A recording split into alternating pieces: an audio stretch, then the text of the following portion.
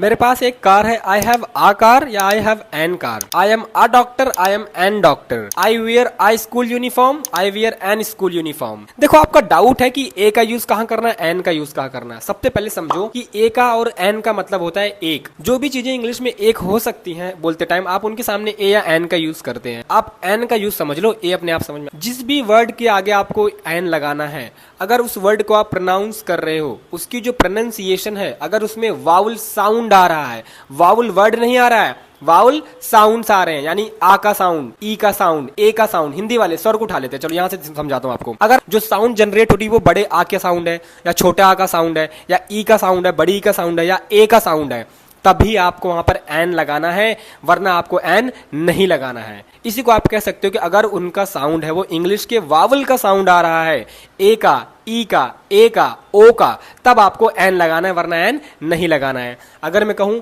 आकार, कार को लिखोगे कैसे लिखोगे, का आ रहा है, यानी वो वाउल नहीं है, स्वर नहीं है, तो आकार होगा।